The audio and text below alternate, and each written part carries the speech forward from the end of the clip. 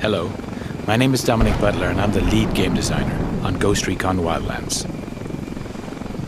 In Ghost Recon Wildlands, we offer players the total freedom of choice as they fight to take down the Santa Blanca cartel.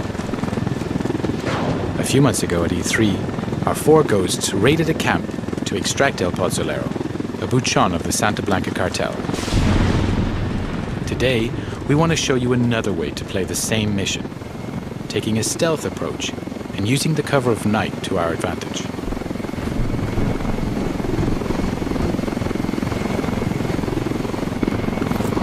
Weaver, Nomad and Holt are base jumping from the helicopter. This is one of the 60+ vehicles available in the game for you to use as you explore the world. Today, 4 devs are playing the demo in co-op.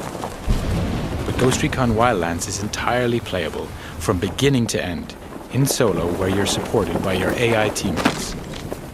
Weaver has landed on a cliff nearby to gain a vantage point and provide cover for Nomad and Holt, who are now landing and moving towards a cartel checkpoint.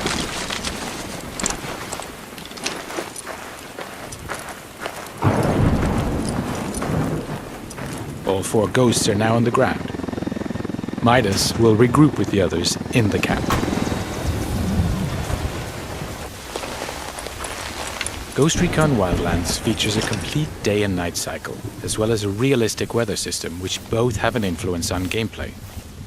Here, for example, nighttime with rainy weather is a perfect combination for a stealthier approach.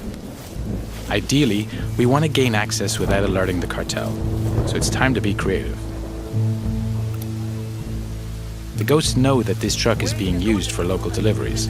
If they can take it, they can use it to get into the camp without raising suspicion. Our ghosts are getting into position, now tagging their enemies and identifying their targets.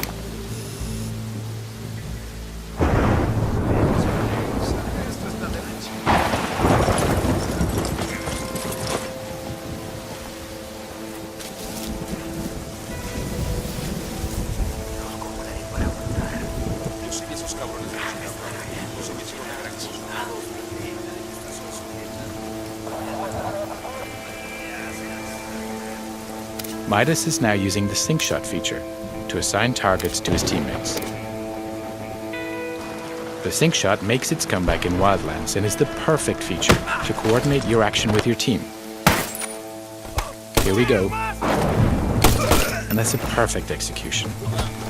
Playing solo, you'll be able to issue simple orders to your AI teammates to achieve the same deadly result. Now Nomad and Holt are going to use the truck to get into the camp without being detected.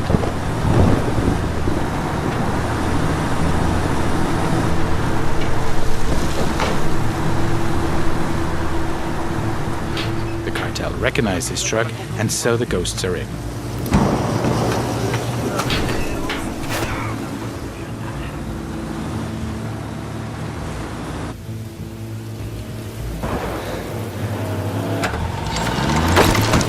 Holt has jumped out of the truck and is preparing a possible exit strategy by placing some C4.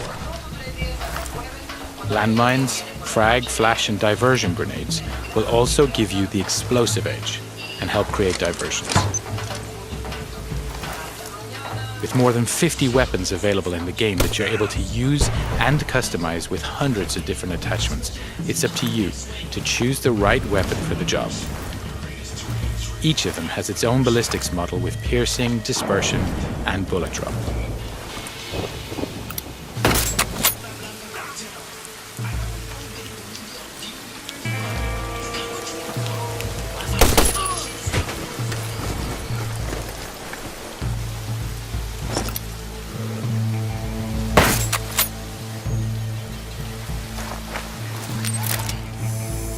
Weaver's now deploying his drone to further recon the area. He switched to thermal vision to easily detect local targets. Other special upgrades can be added to the drone too, including an EMP pulse that deactivates electronics, a noise generator, or high explosives.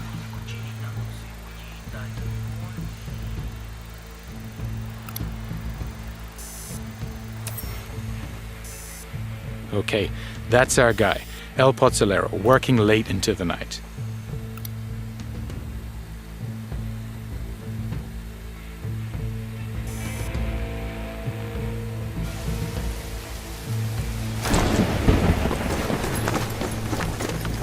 Now that we have his exact location, Nomad is going to park the truck near to the target. In order to complete your mission, coordination and communication are key.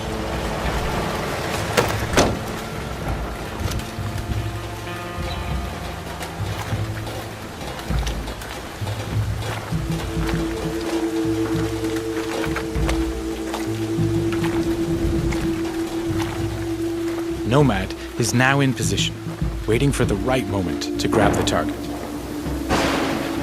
Midas is heading towards the camp to rejoin Holt and Nomad.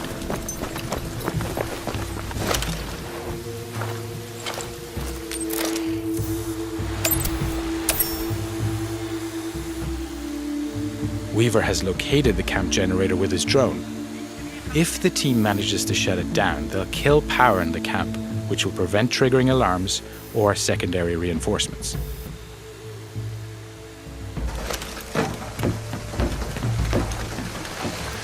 Midas is now making his way into the camp, avoiding the patrols en route to the generator.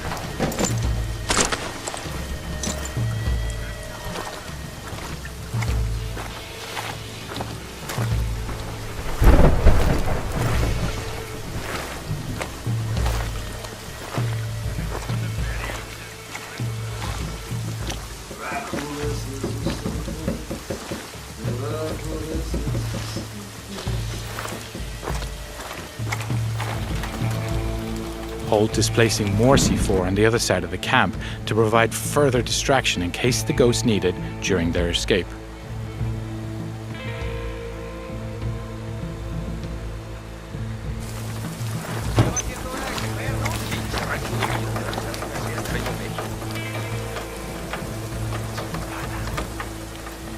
The diversion grenade is another great tool that can be used to distract enemies.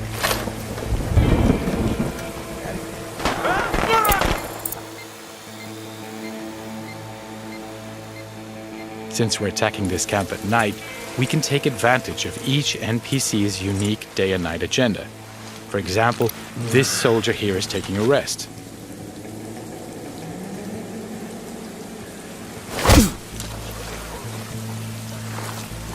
Back to Midas, who's keeping a low profile to avoid being detected.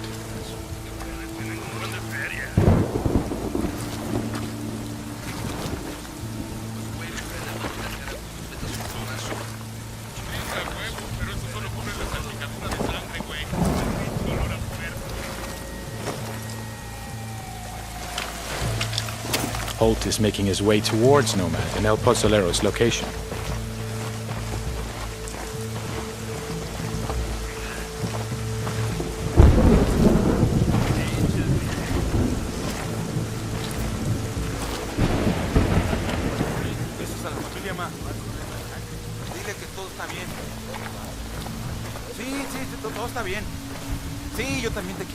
Making sure you don't leave bodies to be discovered is key to preventing the camp going on full alert. You can grab and drag your enemies away from the patrol path, so when you knock them out, they're out of sight.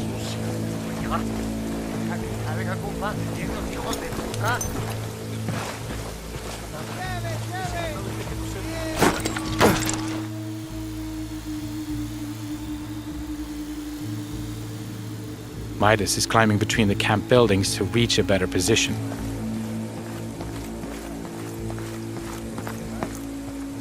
All the while, Weaver continues to provide cover.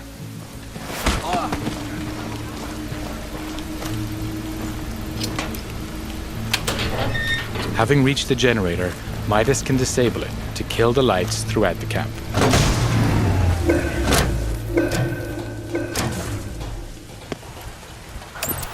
Nomad has activated his night vision to get closer to El Pozzolero.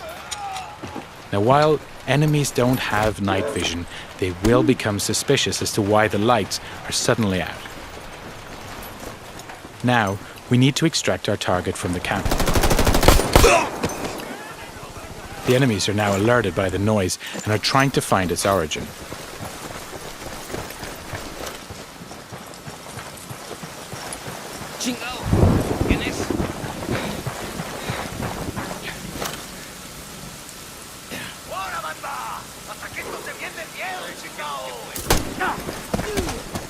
Holt is passing a rebel prison cage. The rebels are another faction in the game.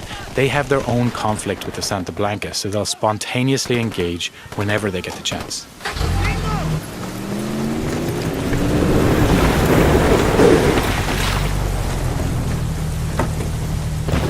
Nomad has just put our target into the truck and is moving towards the exit.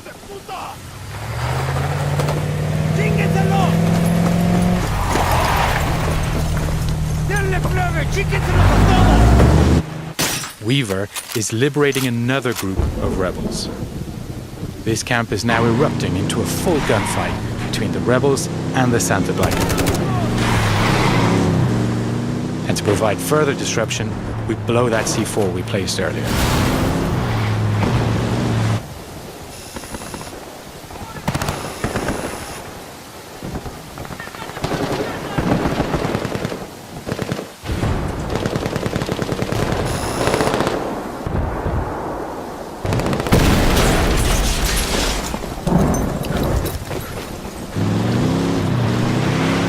Weaver is now headed to rejoin the others, clearing the last of the Santa Blanca in the wild who were attracted by the gunshots.